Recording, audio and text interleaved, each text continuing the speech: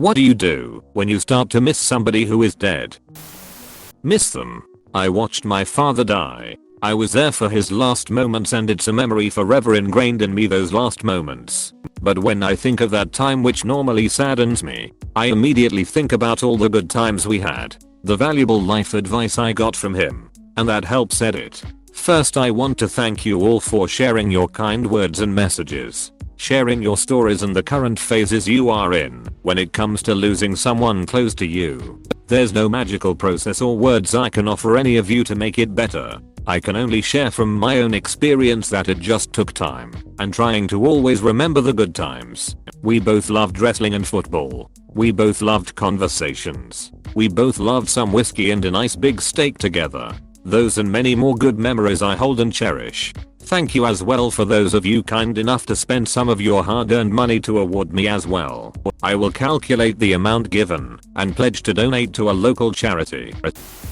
I try to think of something else. I lost my twin sister 6 years ago to suicide. I never thought of life without her. We came into the world together. I never thought we would leave together. It is unbearable. A man I knew for 13 years died in February of this year. He was a father to me and several of my friends who lived in our neighborhood. He was always kind and loved us all terribly. He was a mechanic for a long time and always showed me how to fix my car and helped me understand manuals and schematics. He even took me to get my permit the first and second BC I failed it time. I cried for days. I have been lucky in the sense that not many people who are close to me have died. But I felt this. Best advice I can give is to not bottle it up. If you need to cry, then cry. I had a shot of Jack for him. And I lit a candle for him the night he passed. Rest in peace, Harvey. You were incredibly loved. We all miss you. I hope God welcomes you with open arms. Cry. First I get sad, and that makes me wish I could have done things differently. And then I remember there are a lot of people in my life who are still alive, but won't be forever. So I check in with them and try to do and say the things I wish I had done or said with those who died. Our Endless Thread did an amazing episode of their Reddit-centric podcast Endless Thread about dealing with loss that was called Shipwrecked. In it they shared a post that often graces Reddit that I have come to love in times of loss, as well as its backstory. Alright, here goes. I'm old. And so what that means is I've survived so far, and a lot of people I've known and loved did not. I've lost friends, best friends, coworkers, acquaintances, grandparents, my mom, relatives, teachers, mentors, students, neighbors, and a host of other folks. But here's my 2 cents. I wish you could say you get used to people dying. I never did. I don't want to. It tears a hole through me whenever somebody I love dies, no matter the circumstances. But I don't want it not to matter. I don't want it to become something that just passes. Man's voice reading same passage fades in my scars are a testament to the love in the relationships that I had for and with that person. And if the scar is deep, so was the love. So be it. Scars are a testament to life.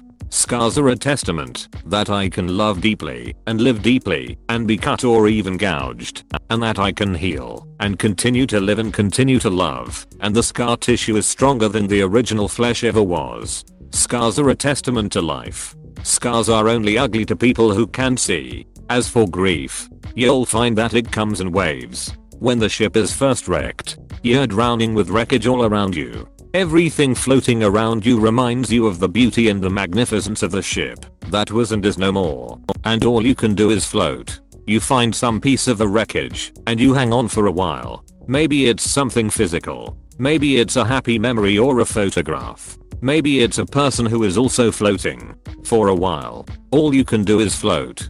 Stay alive. In the beginning, the waves are 100 feet tall and they crash over you without mercy. They come 10 seconds apart and don't even give you time to catch your breath. All you can do is hang on and float. After a while, maybe weeks, maybe months, you'll find that the waves are still 100 feet tall, but they come further apart, and when they come, they still crash all over you and wipe you out, but in between, you can breathe and you can function. You never know what's going to trigger the grief. It might be a song or a picture, a street intersection, the smell of a cup of coffee. It can be just about anything. And the wave comes crashing. But in between the waves, there is life. Somewhere down the line. And it's different for everyone.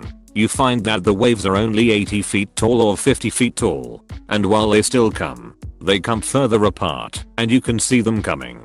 An anniversary, a birthday, or Christmas, or landing at Oahu International. You can see it coming for the most part and you prepare yourself. And when it washes over you, you know that somehow you will, again, come out the other side soaking wet, sputtering, still hanging on to some tiny piece of wreckage. But you'll come out. Take it from an old guy, the waves never stop coming. And somehow you don't really want them to, but you learn that you'll survive them. And other waves will come, and you'll survive them too. If you're lucky you'll have lots of scars from lots of loves, and lots of shipwrecks. It goes on so beautifully. I strongly encourage you to listen to the episode. Particularly the last part, where the poem is read live. It's worth it. Hey op. I've written out this several times on Reddit, on this account and old ones as well. But I'm going to write you out a new response, because as you'll find as time passes perspective on death changes over time. When I was 18, my best friend died my first week of college. The grieving process was further complicated, since I was unable to attend her funeral like couldn't pay for my own flight ticket back home and my parents deemed it unnecessary for me to fly back to attend then. 2 years later, my partner who is, to this day, the only man I've ever truly loved committed suicide. I know grief like the back of my hand. This is a familiar pain. It is an original pain. But it is not an eternal pain. For a long while after these losses, it felt like they colored my entire world. Every memory, past and present, felt cloaked in incredibly sadness. My waking and dreaming life were completely consumed by mourning and the transition was disorienting. The suddenness and permanence of death carries physical weight. It drains the world of color. It casts you into a sea of deep, thrashing waves, and you feel powerless to stay afloat above the blackened pitch of it, submerged in grief, in dreams, in the interstices between awake and dreaming where you realize at the outset of every new day that this is, in fact, real. It levels you. It is no mistake that people who talk about grief liken it to a feeling of drowning, of becoming a husk of your former self, of being completely helpless to combat a loss that feels more like a piece of you has been bored out and taken away than it does something external. The fact is, we are undone by each other. We are undone by grief. We are undone by the person we lost and the pieces of ourselves they take with them when they go. Grief touches everything. It may feel like it has taken everything too, but it hasn't. It has only taken what was not what is, not what will be. As your life grows, so too does the space around your grief. As the architect of our own lives and futures, it may take some time to start writing the chapters after all. Grief immerses us in the before, but one day, you will have a moment in which you realize you are no longer in the water, in those hungry waves. You aren't consumed. You don't feel the weight. Maybe you're watching a movie with friends, or taking a bike ride, or working on art. Maybe it's a beautiful day and the sun shines down on you, and you think for the first time, this can be okay. Those moments are beacons that draw us out of the inner corridors inside of ourselves, back into the world of the living. They are brief new chapters we have written in the storybook of our survival, and they become longer and brighter. Over time, we start to build a life around grief, or rather, we build a life outside of it. The chapters we write become about the living, not just about the dead. They are visions of our former selves. They are a roadmap to survival. As the chapters grow in length and size, so too does our ability to live without the punishing weight of grief. It becomes smaller. It feels more like a sea inside a landscape than the water you find yourself dragged by in every moment. We explore the terrain, and we find there are ways to mourn the dead and call the living. Vivus voco, mortuus plango. The truth is, the grief never leaves us. It has been 9 years since my partner died, 11 since my best friend, on long bike rides, on rainy evenings sitting on my front stoop smoking, and on bridges when I look over the edge and see the water beneath me pulsing with the tide. I whisper little messages to them, I'm carrying you with me through this wide and wild world. I talk about them to my new friends, so that the people in my life know who they were and why they were important. I share pictures and stories. I'll let myself wade in the grief. Sometimes, I submerge myself in it, and I know that that too is okay. There is no roadmap for mourning up. It is a labyrinthine journey into ourselves. A story we continue to write through the passage of time and through distance from the original pain. There is no finishing, there is only revision. In a decade, you will look back and you will know what you have lost, but it will just be a shade of the things you know, feel, and have now. Let yourself feel this loss. Let yourself be swallowed by it. Know that this is okay, and know too that you are also grieving the pieces of yourself that were lost too. Godmode. 3 edit. Holy s it. Thank you guys for all of the golds and other awards. There are so many awards now. What do they all mean? Am I really a timeless beauty as one award would imply? Or am I hideously deformed?